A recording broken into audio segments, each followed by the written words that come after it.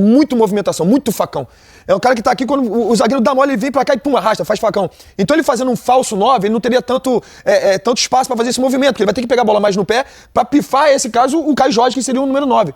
Então acho que assim, até o Gabigol, né, eu acho que ele prefere jogar de 9, porque ao meu modo de pensar, e como ex-atleta que enfrentou o Gabigol muitas vezes, eu acho que a maior força dele é a movimentação. O Gabigol, em termos de movimentação, pra mim é o melhor 9 do Brasil. Mas os melhores momentos do Gabigol... O Gabigol, em termos de movimentação, pra mim ele é o melhor 9 do Brasil.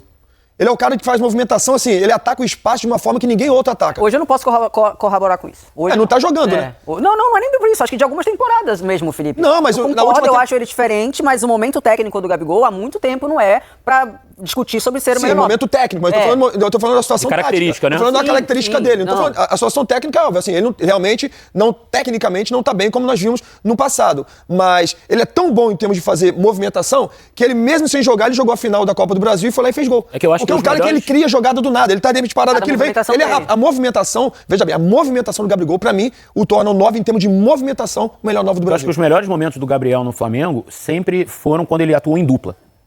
Com o Bruno Henrique e com o Pedro, como o Denilson lembrou, com o Dorival. Todas as vezes que outros técnicos tentaram implantar sistema com 2 jogadores pelo lado e ele de 9, tendo que jogar de costas, ele fazia gol, mas não era o melhor Gabriel. Então todas as vezes que ele atuou como dupla, porque o Dorival foi muito, muito esperto, porque ele perde o Bruno Henrique e fala, eu vou ter que usar o que eu tenho, Pedro e Gabigol, naquela época de Flamengo, né? Interessante por causa de característica, como vocês estão falando, porque ele é baixo.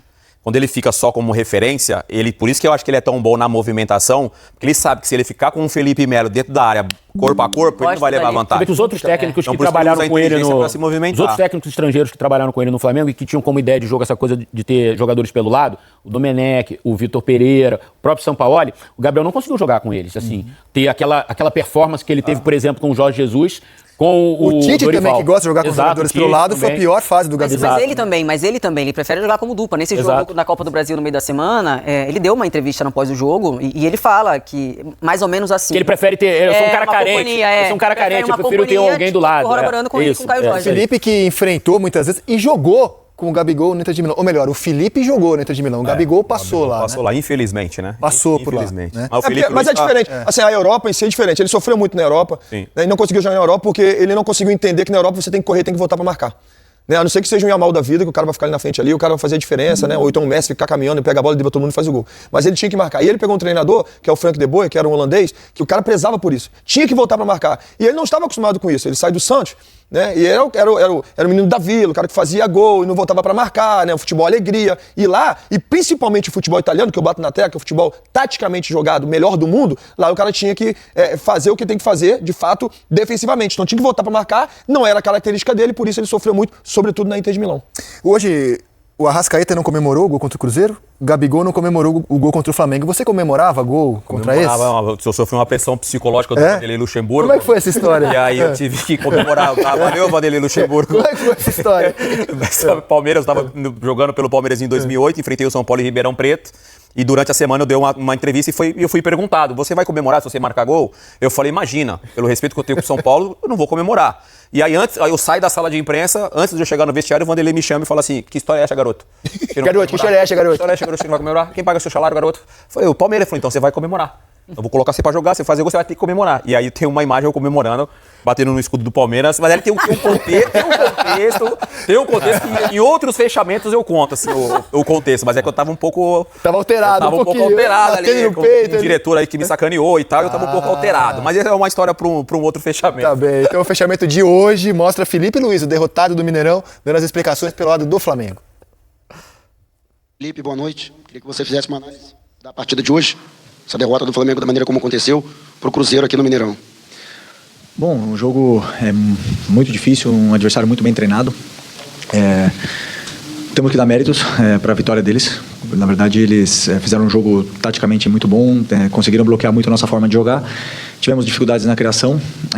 Ainda assim, foi um jogo muito igualado, na qual tivemos nossas possibilidades de virar, né? Mas infelizmente não aconteceu e eles conseguiram.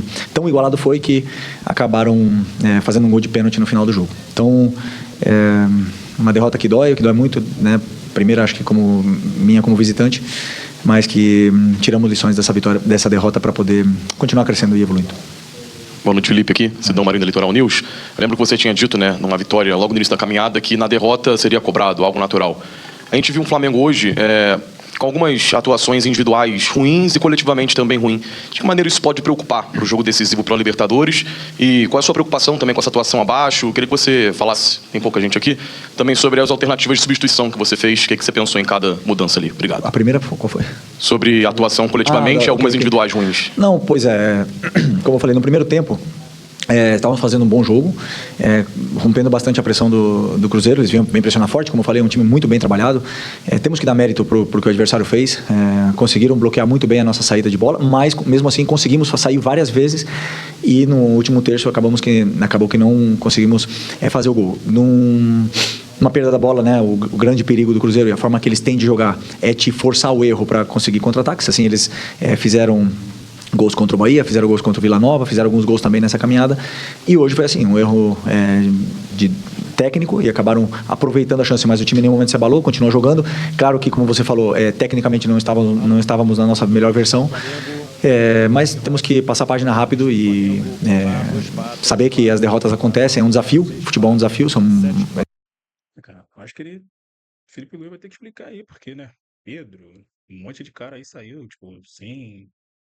E, porra, falar que o time dos caras é bem treinado, o cara assumiu o time não tem nem 2 semanas, sei lá, não tem nem um mês. Porra, falar que o time dos caras é bem treinado é sacanagem.